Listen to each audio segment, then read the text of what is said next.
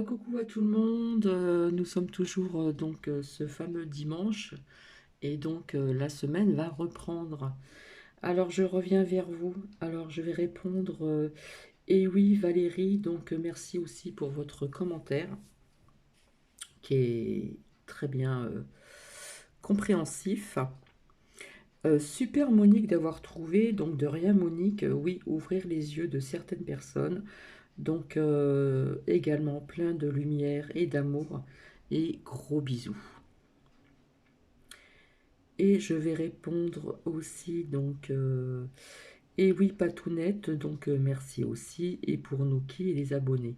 Donc c'est vrai que de se reconnecter à la nature, hein, ça nous permet aussi de garder pied sur terre, hein. Voilà, il faut avoir les deux, en haut et en bas, donc l'ancrage.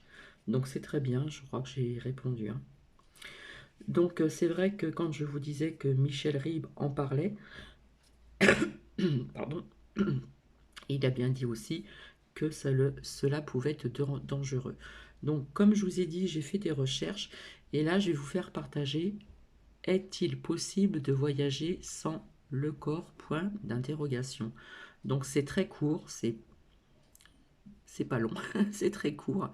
Donc si cela peut vous intéresser, eh bien écoutez, c'est avec grand plaisir que je vais vous partager ceci. Et certaines personnes vont comprendre certaines choses. Oui, cela peut être dangereux. Euh, il faut quand même avoir de bonnes connaissances. Donc je répondrai aussi à Mireille. Il faut avoir de bonnes connaissances pour ceci. Oui aussi, c'est vrai que les personnes ont besoin aussi de vivre, hein. Voilà, mais bon, il y a, comme on dit, je sais plus qui c'est qui l'a dit, il y a la manière aussi de le faire, de le dire, etc., etc. Bref. Donc, je vais vous laisser le temps de vous montrer mes recherches. J'ai commencé. En ce qui concerne, est-il possible de voyager sans le corps? Donc tout est expliqué, vous allez bien comprendre. Et puis je vais faire d'autres recherches aussi sur ceci, hein, en ce qui concerne la décorporation du corps, etc. Vous allez comprendre, tout ceci est très bien expliqué et c'est vraiment pas long du tout. Hop, c'est vraiment pas long du tout. Donc je vous dis à tout de suite.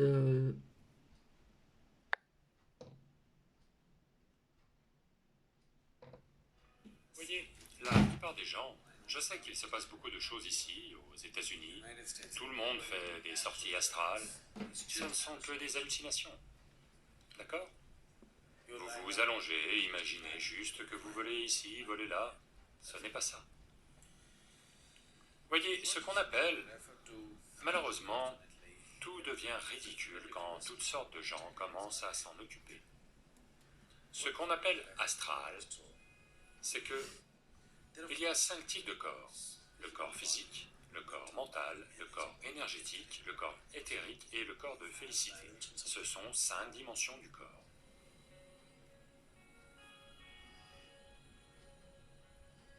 Le corps physique, celui que vous pouvez de toute évidence voir, est une accumulation de la nourriture qu'on a mangée.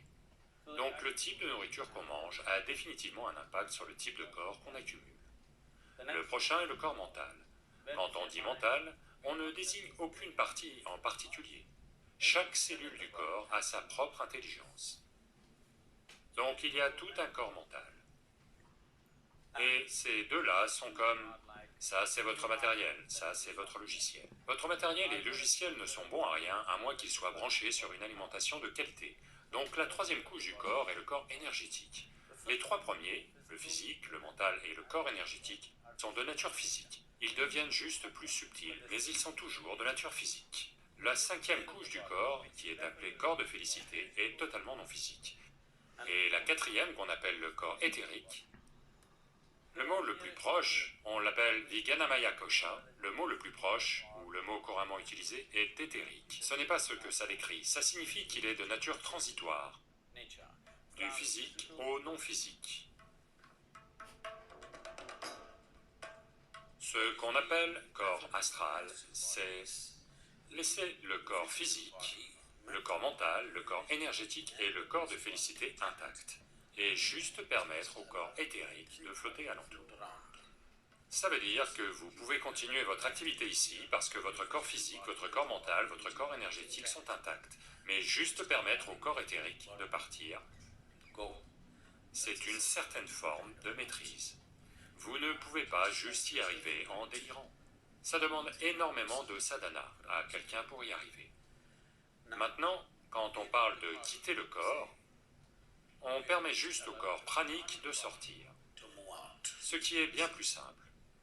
C'est une chose bien plus simple à faire et c'est une chose plus concrète, comparée au corps éthérique. Le corps pranique est physique. C'est un type de présence plus physique. C'est de l'énergie, mais c'est une énergie physique. L'éthérique est une énergie transitoire. Elle n'est ni physique, ni au-delà.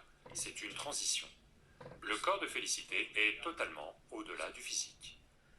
Donc, faire sortir le corps pranique et le ramener est facile, et c'est une expérience bien plus forte parce qu'une partie physique de vous sort et revient. Le corps éthérique nécessite bien plus de sadhana, parce que ce n'est pas dans votre expérience, ce n'est pas quelque chose que vous pouvez toucher, à moins d'être à un certain niveau de sadhana et d'intensité en vous-même. Mais à chaque coin de rue, ils font des voyages astraux de nos jours. C'est juste des hallucinations.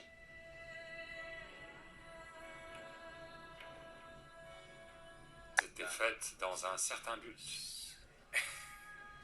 Ça s'appelle Parakaya Pravesha. Il y a eu des écoles qui étaient fondamentalement axées là-dessus, en Inde. Simplement pour le divertissement. Ça ne vaut pas la peine d'explorer ces choses, parce que ça demande énormément d'efforts pour maîtriser ces choses. Et à la fin, quoi? Qu'avez-vous atteint? C'est sans conséquence au niveau spirituel. Donc voici, ce n'était pas très long. Je vais faire d'autres recherches parce que ça a l'air d'être très intéressant.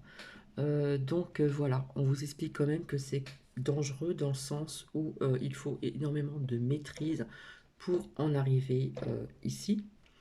Donc apparemment cet homme connaît bien un petit peu donc le sujet. Un petit peu non, je dirais un peu beaucoup même. Donc est-ce que ça peut être dangereux? Quelque part, oh oui, puisqu'il faut beaucoup de connaissances, etc., comme vous l'avez entendu. Donc je vais faire d'autres recherches comme celle-ci. Ça va être, ça sera très court comme ça sera plus simple. Donc j'espère que cela va ouvrir les yeux de certaines personnes, comme on me l'a dit en commentaire. Je ne suis pas dans la non-bienveillance, bien le contraire, je suis dans la bienveillance pour faire ouvrir les yeux de certaines personnes. Parce que là, ce que l'on implique justement, que me disait donc Mireille qui a trouvé, eh bien, quelque part, il faut avoir énormément de connaissances. Hein. C'est pas en claquant du doigt, même en faisant des capsules, etc., hein, que cela va se faire en très peu de temps. Hein. Ça demande un travail de longue haleine et de grandes connaissances, tout simplement. Ben écoutez, je vous fais des bisous, et puis si je retrouve autre chose demain ou plus tard, eh bien je reviendrai vers vous. En attendant, je vous fais des gros bisous, et puis merci de ces personnes au niveau de ces commentaires qui ont bien compris ce que je voulais vous faire comprendre tout simplement. Allez, gros bisous à vous et puis à très bientôt. Bisous, bisous.